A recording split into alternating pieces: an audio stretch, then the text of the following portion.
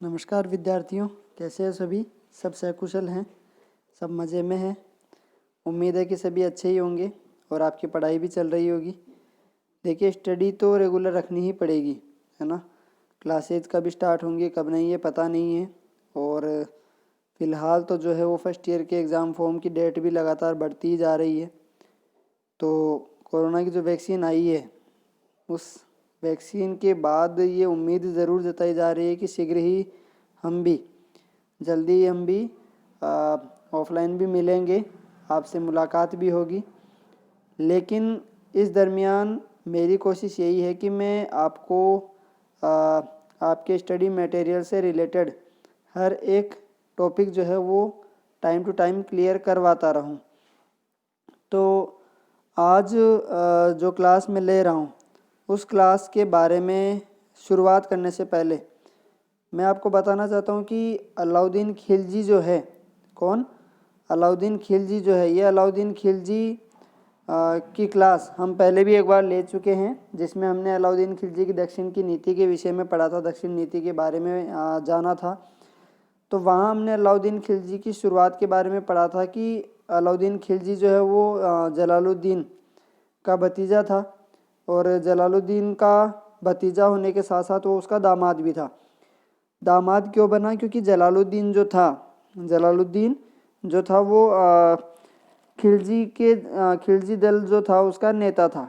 और जलालुद्दीन को ऐसा लगा कि अलाउद्दीन खिलजी जो है वो एक योग्य प्रशासक है, योग्य शासक है। मतलब उसको ऐसी क्वालिटीज़ उसमें नज़र आई कि उसने अलाउद्दीन खिलजी को अपना दामाद बना लिया था। तो वो केवल भतीजा, लेकिन उसको अपना दामाद भी बना लिया। और उसके बाद अलाउद्दीन खिलजी ने ही अपने चाचा का वध कर दिया। और उसके बाद अलाउद्दीन खिलजी जब गद्दी पर बैठा, दिल्ली की गद्दी पर जब बैठा, तो उसके बाद उसने लगातार 20 वर्षों तक शासन किया। कितने वर्षों तक? लगातार 20 वर्षों तक अलाउद्दीन खिलजी ने भारत के ऊपर शासन किया। और ये सब तभी पॉसिबल हो पाया, ये सब इसीलिए संभव हो पाया क्योंकि उसमें क्वालिटीज़ थी, उसमें गुण थे। ठीक है, तो ये चीज़ें हमने शुरुआत में पहले पढ़ भी ली हैं कि किस तरह से अलाउद्दीन खिलजी जो हैं वो अलाउद्दीन खिलजी ने भारत पर शासन की शुरुआत की। और उसके बाद उसकी दक्षिण नीति के बारे में पढ़ा था, उसकी साम्राज्यवादी नीति के बारे में पढ़ा था कि अलाउद्दीन खिलजी जो है वो एक महत्वाकांक्षी शासक था। महत्वाकांक्षी होने के साथ साथ वो विस्तारवादी सोच भी रखता था, यानी उसे अपना साम्राज्य का विस्तार करने में पूरी रुचि थी, पूरी दिलचस्पी थी। इसीलिए उसने अपने साम्राज्य को लगातार बढ़ाया, वो रुका नहीं। और यहाँ तक कि बाकी के जो शासक हैं वो भारत में उत्तरी स्तर पर ही रुक जाते थे, यानी उत्तरी क्षेत्र पर ज़्यादा ध्यान देते थे। लेकिन अलाउद्दीन खिलजी ने दक्षिणी सीमा पर भी ध्यान दिया, दक्षिणी क्षेत्र पर भी ध्यान दिया। और इसीलिए उसकी जो दक्षिण की नीति है उसके बारे में हम पढ़ते हैं। तो ये तो बात रही एक योद्धा के रूप में अलाउद्दीन खिलजी कैसा था। और आज जो हम बात करने वाले हैं वो अलाउद्दीन खिलजी के प्रशासन के विषय में बात करेंगे कि अलाउद्दीन खिलजी एक प्रशासक के रूप में कैसा था। उसने एक योद्धा होने के साथ साथ कुशलतापूर्वक अपना शासन चलाया या नहीं चलाया। और अलाउद्दीन खिलजी जो है वो अलाउद्दीन खिलजी अपने साम्राज्य का विस्तार करने के साथ साथ उसने अपने साम्राज्य को 20 वर्षों तक संभाला कैसे। क्योंकि देखिए, राजा जो होता है वो प्रजा का प्रिय होना भी ज़रूरी है। हालांकि अलाउद्दीन खिलजी को प्रजा हटा सके ऐसा तो पॉसिबल नहीं था, लेकिन फिर भी उसमें क्वालिटीज़ थी या उसने प्रशासन जो है अपना वो सही ढंग से चलाया। इसीलिए उसका विरोध करने की हिम्मत किसी में नहीं हुई। और साथ ही साथ उसके जो नेता वगैरह थे, उसके जो सामंत, जागीरदार, ज़मींदार वगैरह थे, जो सरदार वगैरह थे, उन्होंने भी उसका विरोध नहीं किया। क्योंकि उसने सबको साथ लेकर के चलने का, या यूँ कह लीजिए कि उसे इस चीज़ का पता था कि कौन व्यक्ति किस तरह से खुश रह सकता है। और उसी तरीके से उसने अपना प्रशासन चलाया भी, जिसकी वजह से वो 20 वर्षों तक शासन करने में सफल हो पाया। तो अलाउद्दीन खिलजी का सबसे पहले तो हम बात करें कि उसका राजत्व का सिद्धांत जो था उसके आधार पर उसने अपने प्रशासन को चलाया, अपने प्रशासन को संभाला। अब राजत्व का सिद्धांत होता क्या है कि विधि जो है, विधि मतलब कोई भी कानून जो है, उस प्रशासन से संबंधित, उस शासन से संबंधित जो भी कानून होगा वो राजा की इच्छा पर निर्भर करेगा। यानी राजा जैसा चाहे वैसा कानून बनाएगा, ये राजत्व का सिद्धांत होता है। और पैगंबर की विधि से उसका कोई लेना देना या कोई संबंध नहीं होता, ये कहलाता है राजत्व का सिद्धांत। कहने का मतलब सीधे सीधे शब्दों में ये हुआ कि भले ही जो सुल्तान है वो अपने आप को अल्लाह का प्रतिनिधि माने, ईश्वर का प्रतिनिधि माने, सम्राट जो है वो अपने आप को ईश्वर का प्रतिनिधि माने कि ईश्वर ने हमें ऐसी क्वालिटीज़ दी है, हमें ऐसे गुण दिए हैं जिसकी वजह से हम आप पर शासन कर रहे हैं। लेकिन यहाँ पर जो अलाउद्दीन खिलजी है वो पैगंबर की विधि से कोई ताल्लुक़ नहीं रखता। वो केवल ये जानता है कि जो शासन मुझे चलाना है वो मेरे द्वारा निर्मित की गई विधि से ही चलेगा, किसी अन्य प्रकार से नहीं। तो ये था उसका राजत्व का सिद्धांत। फिर बात करें उसके प्रशासनिक सुधारों के विषय में, क्योंकि उसने प्रशासनिक सुधार किए होंगे, उसने प्रशासन को अच्छी तरीके से चलाया होगा, तभी तो उसने 20 वर्षों तक शासन करने में सफलता पाई। तो प्रशासनिक सुधारों में जो है वो है कि अलाउद्दीन खिलजी एक तो अनुभवी था और उसके दूरदर्शी जो परामर्शदाता थे उनकी सलाह के आधार पर उसने कई सुधार किए। यानी अलाउद्दीन खिलजी जो है वो अलाउद्दीन खिलजी ने जितने भी सुधार किए वो किन के आधार पर या किसके परामर्श पर? उसके जो दूरदर्शी सभासद थे, उसके दरबार में जो दूरदर्शी लोग थे या शिक्षाविद थे, उनके परामर्श के आधार पर उसने अपने प्रशासनिक सुधार किए। और साथ ही साथ वो कैसे थे? अनुभवी भी थे। यानी ऐसा नहीं कि दूरदर्शी एक व्यक्ति कब हो सकता है? दूरदर्शी का मतलब जो दूर की सोच रखता हो, यानी भविष्य में, फ्यूचर में क्या संभव हो सकता है और क्या नहीं, इस चीज़ के बारे में जो ज्ञान रखता हो उसको हम दूरदर्शी कहते हैं। आगे की सोच करके चलने वाला, आगे क्या होना चाहिए ऐसी सोच रख करके काम करने वाले को हम दूरदर्शी कहते हैं। और जो एक्सपीरियंस थे, जो अनुभवी थे, उन लोगों की सलाह पर उसने अपने प्रशासनिक सुधार किए। इसी वजह से उसके प्रशासनिक सुधार जो हैं वो संभव हो पाए और साथ ही साथ तारीफ़ के काबिल भी हो पाए। तो उसके जो सुधार थे उनमें सबसे पहली चीज़ आती है गुप्तचर विभाग का संगठन। यानी अलाउद्दीन खिलजी ने अपने प्रशासनिक सुधारों में सबसे पहली चीज़ गुप्तचर विभाग का संगठन किया, यानी गुप्तचर विभाग का निर्माण किया उसने। क्योंकि अलाउद्दीन खिलजी जो है वो ये चाहता था या ये जानता था कि उसके विरोध में भी बहुत सारे लोग होंगे जो अंदर ही अंदर क्यों, और ये चीज़ वो क्यों जानता था? क्योंकि उसने खुद ने अपने चाचा का वध किया था। तो उसने अपने चाचा और अपने ससुर का, जिसका वो दामाद था, उसका वध किया था। इसलिए उसके मन में भी ये भय था कि अगर मैं कर सकता हूँ तो दूसरा कोई भी मेरे साथ ऐसा कर सकता है। तो उसने गुप्तचर विभाग, कहते हैं ना चोर, हर चोर के मन में ही चोर होता है, तो वैसे ही यहाँ पर था। तो इसी वजह से उसने गुप्तचर विभाग का गठन किया ताकि उसको सूचनाएं प्राप्त होती रहे और वो समय रहते ही अपने विरोधियों को कुचल सके। दूसरा है मदिरापान का निषेध। यानी अलाउद्दीन खिलजी जो है उसने शराब पीना छोड़ दिया। शराब पीना क्यों छोड़ दिया? और अपने एक अध्यादेश के द्वारा उसने एक ऐसा अध्यादेश भी जारी किया जिसके द्वारा उसने जितनी भी शराब की मर्तबान सुराहियाँ वगैरह थी उनको तोड़ करके फेंकवा दिया। और कोई भी व्यक्ति अगर शराब के नशे में मिलता है, उसके इस अध्यादेश में ऐसा लिखा गया, ऐसे बताया गया इस कानून में कि कोई भी व्यक्ति अगर शराब के नशे में मिलता है तो उसको गड्ढे में फेंक दिया जाए। ऐसा क्यों? क्योंकि अलाउद्दीन खिलजी नहीं चाहता था, और कुरान में भी साफ साफ लिखा हुआ है इस्लाम धर्म के अनुसार कि एक सच्चा मुसलमान जो होगा वो मदिरापान नहीं करता। फिर सामाजिक गोष्ठियों और दावतों पर प्रतिबंध लगा दिया। इसका कारण क्या था कि कोई भी तरह से व्यक्ति जो हैं या प्रजा जो हैं या उसके विरोधी जो हैं वो एकता के सूत्र में ना बंध जाएं, इस चीज़ का डर उसको था। और इस चीज़ का डर उसके मन में क्यों था? क्योंकि वो ये जानता था कि लोग उसके खिलाफ तो हैं लेकिन वे तब तक शक्तिशाली नहीं हो सकते जब तक उनमें एकता नहीं होगी। तो ऐसे में उसने सामाजिक गोष्ठियों पर प्रतिबंध लगा दिया और दावतों पर प्रतिबंध लगा दिया। साथ ही साथ जनसाधारण को निर्धन उसने बना दिया, यानी जो आम आदमी है उसको उसने गरीब बना करके रखा। उसने उसको गरीब बना करके क्यों रखा? क्योंकि उसको ऐसा लगता था कि लोग जो हैं वो षड्यंत्र रचेंगे। कैसे? उसका मानना यह था कि जो लोग हैं या जो जनसाधारण है उसके पास अगर पैसा आया, उसके पास अगर धन आया तो उसका जो समय है यानी वो जो अपना समय धन कमाने में लगा रहा है उस समय को वो फिर कहाँ लगाएगा, षड्यंत्र रचने में। अगर एक व्यक्ति के पास जितना धन उसको चाहिए उससे आवश्यकता से अधिक धन आ गया, या अगर वो जनसाधारण जो है वो गरीबी से दूर हो गया, तो वो धन की तरफ ध्यान न देकर कहाँ ध्यान देगा, षड्यंत्र रचने में। इसीलिए उसने ऐसा निर्माण या ऐसी एक चक्रव्यूह बना करके रखा, ऐसी एक परिपाटी बना करके रखी कि जो जनसाधारण है वो निर्धन ही बन करके रहें, गरीब ही बन करके रहें।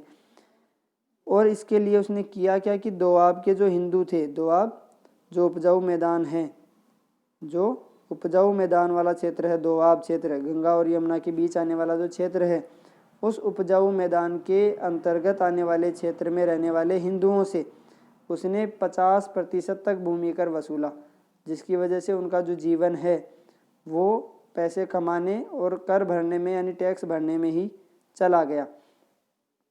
फिर आगे हम बात करते हैं सैनिक सुधारों की कि उसने क्या क्या सैनिक सुधार किए।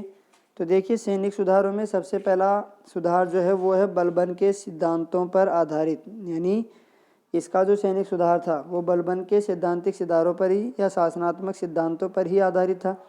जिस तरह से बलबन ने अपनी सैनिक व्यवस्था को बना करके रखा, सुधार करके रखा, ठीक उसी का अनुसरण जो है वो अलाउद्दीन खिलजी ने भी किया। यानी अलाउद्दीन खिलजी ने जो सैनिक सुधार हैं उसमें ज़्यादा कुछ अपनी तरफ से नहीं किया, बल्कि वो उसी चीज़ को फॉलो करता रहा, उसी चीज़ का अनुसरण करता रहा जो किसने किया था, बलबन ने किया था। यानी बलबन ने जो जो नीतियाँ अपनाई अपने सैनिक सुधार में, उन्हीं सारी नीतियों का अनुसरण अलाउद्दीन खिलजी ने भी अपने सैनिक सुधारों में किया। जैसे कि स्थानीय सेना की व्यवस्था करना। स्थानीय सेना की व्यवस्था क्यों?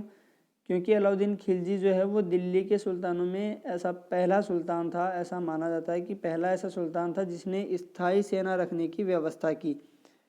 अब इसने ऐसी आवश्यकता क्यों समझी या ऐसी ज़रूरत क्यों समझी? क्योंकि ये ऐसी व्यवस्था, क्योंकि जो पहले व्यवस्था चली आ रही थी उसमें क्या होता था कि जो जागीरदार होते हैं, कौन, जो जागीरदार होते हैं, उन जागीरदारों के पास सुल्तान जो है वो सेना छोड़ देते थे कि आप इनका भरण पोषण करो और आवश्यकता पड़ने पर हम आपसे जो है सेना मांग लेंगे। तो जागीरदारों के पास पहले सेना छोड़ी जाती थी। लेकिन अलाउद्दीन खिलजी ने इस चीज़ को भांपा कि अगर आवश्यकता पड़ने पर जागीरदार विरोध में खड़े हो जाएं, अगर जागीरदार जो हैं वो विरोधी बन जाएं और हमें सेना नहीं सौंपें, अगर हमारे पास सेना नहीं भिजवाएं, तो हमारा शासन जो है या हमारा जो रुतबा है वो जाता रहेगा। इसीलिए अलाउद्दीन खिलजी ने क्या किया, कुछ सेना स्थायी सेना के रूप में रखनी प्रारंभ कर दी, ताकि आवश्यकता पड़ने पर ज़मींदारों का मुंह ना देखना पड़े या ज़मींदारों की ओर आस लगाकर ना देखना पड़े। फिर आगे बात आती है भर्ती व्यवस्था में सुधार कि सैनिक व्यवस्था में सुधार के तहत उसने जो भर्ती व्यवस्था को सुधारा, उसमें उसने क्या सुधार किए कि प्रत्येक सैनिक की जानकारी राजकीय रजिस्टर में रखी जाने लगी। राजकीय रजिस्टर में जो प्रशासनिक रजिस्टर है जहाँ पर लेखा जोखा रखा जाएगा, यानी कुल मिलाकर के एक तरह की ऐसी व्यवस्था कर दी गई जिसके तहत सैनिकों की जो जानकारी है वो जानकारी राजकीय रजिस्टर में रखी जाएगी। अब इसका फ़ायदा क्या होगा? इसका फ़ायदा ये था कि जितने भी सैनिक उसकी सेना से संबंधित हैं, उन सैनिकों का जब रजिस्टर में रिकॉर्ड रहेगा तो किसी दूसरी सेना का व्यक्ति या दूसरी सेना का सैनिक जो है वो उसकी सेना में आकर के उसकी गुप्तचर व्यवस्था, उसकी सैन्य व्यवस्था की जानकारी प्राप्त नहीं कर पाएगा। यानी एक तरह से अपनी सेना को या अपनी सैन्य व्यवस्था को गोपनीय रखने के लिए उसने क्या किया, उनकी जानकारी राजकीय रजिस्टर में रखनी प्रारंभ कर दी। फिर सैनिकों को नगद वेतन व्यवस्था देना शुरू कर दिया, यानी नगद व्यवस्था भी उसने कर दी। और उसमें क्या था, 234% वार्षिक वेतन। नगद वेतन व्यवस्था क्यों? ताकि इसमें जो लचर व्यवस्था थी उस लचर व्यवस्था को ख़त्म किया जा सके। यानी पहले क्या था कि सैनिकों को नगद वेतन की जगह भूमि वगैरह दी जाती थी या रियासत वगैरह दी जाती थी, या ऐसा मान लीजिए कि एक तरह से नगद की जगह किसी और रूप में उनको वेतन प्राप्ति होती थी। तो ऐसे में जब उसकी आवश्यकता है वो नगद वेतन के रूप में या नगद से ही पूर्ति हो पाएगी, और नगद प्राप्ति नहीं होने पर वो हताश होना है। तो उसकी हताशा को रोकने के लिए और उसमें ऊर्जा को बनाए रखने के लिए उसने क्या किया, नगद वेतन देना प्रारंभ कर दिया। फिर आगे बात आती है शस्त्रागारों का निर्माण। शस्त्रागार जहाँ पर हथियार वगैरह औजार वगैरह रखे जाएंगे, यानी सेना के जो हथियार हैं उन हथियारों को जहाँ रखा जाएगा वो है शस्त्रागार। इसका फ़ायदा क्या हुआ कि युद्ध के समय या ज़रूरत पड़ने पर एक ही स्थान पर समस्त हथियार जो हैं वो आसानी से उपलब्ध हो जाते थे। घोड़ों को दगवाना, घोड़ों को दगवाने की व्यवस्था से क्या मतलब हुआ, क्या तात्पर्य हुआ, वही जो सैनिकों की उपस्थिति या सैनिकों की जानकारी रजिस्टर में रखने की व्यवस्था थी, उसी से संबंधित घोड़ों को दगवाने की व्यवस्था भी संबंधित है कि विरोधी दल का कोई भी घोड़ा या विरोधी दल के घोड़े, क्योंकि ऐसा मान लीजिए कि अगर विरोधी या विपक्षी सेना ने अपने घोड़े या अपने समझदार घोड़े हमारी सेना में भेज दिए, अलाउद्दीन की सेना में भेज दिए, तो उस परिस्थिति में क्या होगा, उसकी सेना के घोड़े केवल उन्हीं के अनुसार काम करेंगे, यानी उनको जैसी ट्रेनिंग दी गई है उस ट्रेनिंग के अकॉर्डिंग काम करेंगे। तो अलाउद्दीन खिलजी ने इस अव्यवस्था से बचने के लिए अपने घोड़ों को दगवाना प्रारंभ कर दिया, यानी उन पर एक निशान बनाना प्रारंभ कर दिया, जिससे पता रहे कि उनका घोड़ा कौन सा है और दूसरी सेना का घोड़ा कौन सा है। फिर नवीन दुर्गों का निर्माण उसने करवाया ताकि सुरक्षा की दृष्टि से अपने शासन को, अपने साम्राज्य को वो सुरक्षित रख सके। यानी जो पहले से दुर्ग थे वे तो थे ही, उनके अलावा उसने और भी कई नए दुर्गों का निर्माण करवाया ताकि सुरक्षा व्यवस्था पुख्ता हो सके। आगे बात करते हैं आर्थिक सुधारों की, क्योंकि उसकी प्रशासनिक व्यवस्था को हम देख रहे हैं तो उसमें सभी तरह के सुधार आएंगे। तो आर्थिक सुधार जो उसने किए, इकोनॉमिकल जो इम्प्रूवमेंट, डेवलपमेंट उसने किया, उसमें सबसे पहला आता है बाजार नियंत्रण, यानी कि वस्तुओं का मूल्य निर्धारण की नीति अपनाना। यानी उसने जो आर्थिक सुधार किए उसमें सबसे पहला सुधार उसने क्या किया कि वस्तुओं का मूल्य निर्धारित कर दिया। कहने का मतलब कोई भी व्यापारी जो है वो स्वेच्छा से, अपनी मर्जी से किसी वस्तु का मूल्य निर्धारण नहीं करेगा, बल्कि सुल्तान ने जो मूल्य निर्धारित किया है उस मूल्य के आधार पर उसको वस्तुओं की बिक्री करनी होगी, वस्तुओं को बेचना होगा, ताकि जन साधारण को आसानी से या सही दाम में वो वस्तु प्राप्त हो पाए। ये चीज़ उसने सबसे पहले की। तो प्रमुख आवश्यक जो वस्तुएं थी उनका मूल्य उसने निर्धारित कर दिया, निश्चित कर दिया कि इस वस्तु का मूल्य इतना ही रहेगा, इससे अधिक नहीं। जैसे आज भी सरकारी दुकानों पर, पेट्रोल पंपों पर गैस सिलेंडर का मूल्य निर्धारित होता है सरकार की तरफ से, बाकी खाद्य सामग्रियों का भी होता है, लेकिन 1-2 रुपया ऊपर नीचे चलता रहता है। तो उसी तरह से यहाँ पर मूल्य निर्धारित किया गया प्रमुख आवश्यक वस्तुओं का। वस्तुओं की पूर्ति की व्यवस्था की, अगर कोई वस्तु शॉर्ट है, किसी वस्तु की कालाबाजारी वगैरह हो रही है तो उसकी पूर्ति की जाएगी। उसकी पूर्ति की व्यवस्था अलाउद्दीन खिलजी ने करवाने की व्यवस्था कर रखी थी। उचित वितरण व्यवस्था, आज जो सरकारी दुकानों पर हम राशन वगैरह लेने जाते हैं, राशन की दुकानों पर, वहाँ पर जो व्यवस्था प्रणाली है वो उचित वितरण व्यवस्था कहलाती है। किस प्रकार से कस्टमर या ग्राहक जो है वो हमारे पास आएगा, उपभोक्ता हमारे पास आएगा, दुकानदार किस तरह से उसको माल देगा, कितना देगा, किस लिमिट में देगा, वो सारी चीज़ें उचित वितरण व्यवस्था के अंतर्गत आती है।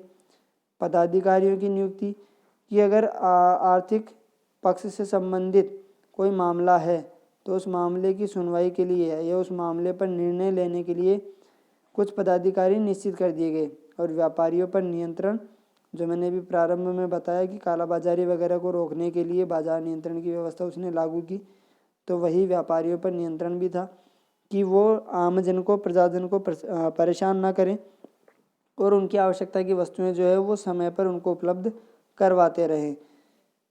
तो ये था हमारा अलाउद्दीन खिलजी जो है उसकी प्रशासकीय व्यवस्था, उसके प्रशासनिक सुधार, कि किस प्रकार से एक अलाउद्दीन खिलजी जो है वो एक कुशल योद्धा होने के साथ साथ एक कुशल प्रशासक के रूप में भी उसने शासन किया। और इसी वजह से उसका शासन जो है वो लगभग 20 वर्षों तक चला, क्योंकि विरोधी तो होंगे लेकिन जो उसने प्रशासनिक सुधार किए, उन प्रशासनिक सुधारों के आधार पर उसने प्रजा को भी संतुष्ट रखा, उसने विरोधियों का दमन भी किया, उसने विरोधियों का दबा करके भी रखा और युद्धों में विजय भी प्राप्त की, युद्धों में जीत भी प्राप्त की। तो ये सारी जो चीज़ें हैं या ये सारी जो गुणवत्ता हैं, क्वालिटीज़ हैं, ये एक कुशल प्रशासक की निशानी है। और कुशल प्रशासक के रूप में या कुशल शासक के रूप में अलाउद्दीन खिलजी जो है वो गिने जाते हैं।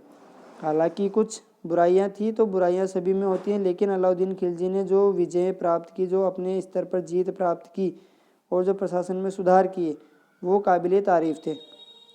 तो आज की क्लास में इतना ही। फिर से मिलेंगे एक नई क्लास में एक नए बिंदु के साथ। और आपका लाइक शेयर कमेंट वगैरह तो बनता ही है। सब्सक्राइब भी आप अपने चैनल को करें, क्योंकि ये आप ही का चैनल है, आप ही के लिए है। आप सब्सक्राइब करेंगे, आप लाइक शेयर करेंगे तो ही मेरा मोटिवेशन जो है वो मुझे मिलेगा, यानी एक तरह से मैं प्रोत्साहित हो पाऊँगा। ये आपका लाइक शेयर और सब्सक्राइब जो है वही हमारा मोटिवेशन होता है, ताकि हम अच्छे से अच्छे तरीके से आपके लिए वीडियोज़ अवेलेबल करवाते रहें। तो आज के लिए इतना ही। मिलेंगे एक नई क्लास में, तब तक के लिए धन्यवाद। अलविदा।